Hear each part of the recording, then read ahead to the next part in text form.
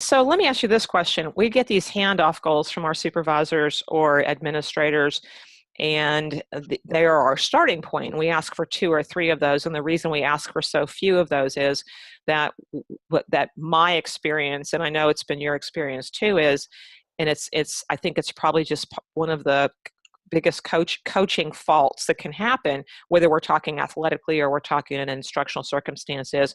We tend to see everything that needs to change, and we try to work on too many things at once. So it's like a golf instructor who, in that first lesson, tries to have you hold the club correctly, your stance has to be correct, the swing has to be correct, keep your head down, follow through. And by the time the lesson's over, you've heard probably 45 different pieces of instruction. And if you can still hold the club, you're lucky. And I think instructionally, we do the same thing too, is we try to focus on too many things at once. And what I want to do is I want my voice to be in their head, and that happens through repetition, and that happens through being really tightly focused on things.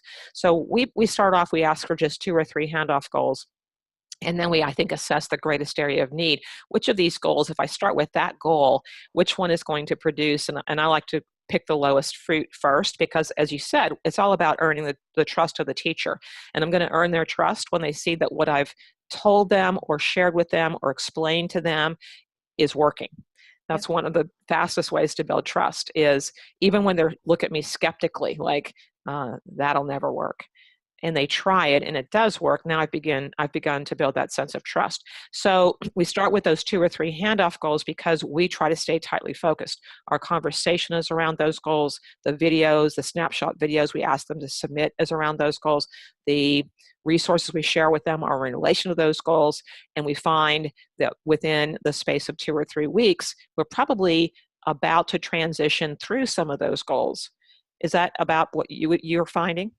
Yes, and you said it so wonderfully about the lowest fruit, because that's often where I start immediately. And I oftentimes too, I think when we get our 2 or 3 handoff goals, I think we see a connection between all 3. I think there's some kind of theme, a string that runs through all of them. And oftentimes when we begin to work through one of the goals, the other 2 kind of fall into place a little bit.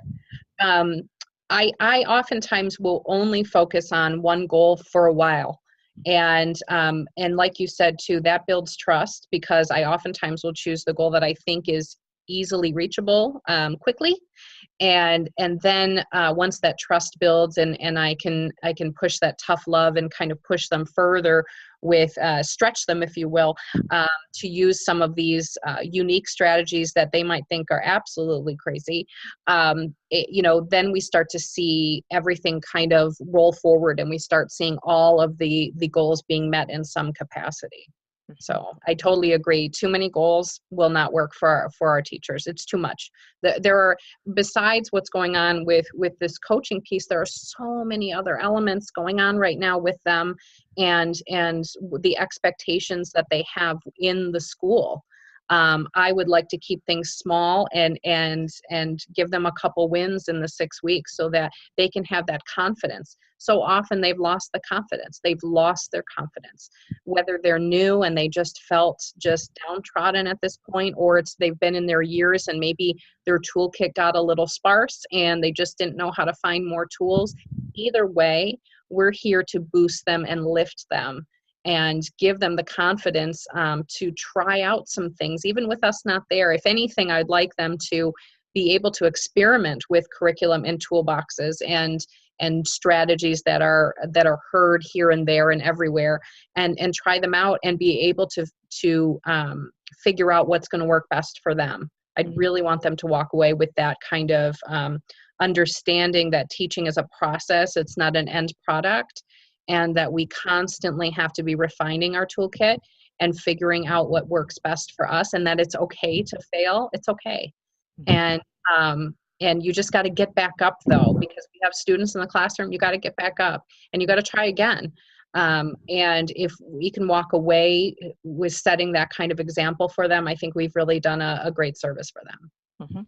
So Kelly, it reminds me of, I heard this expression one time, and it is, just because you tried everything you know doesn't mean you tried everything.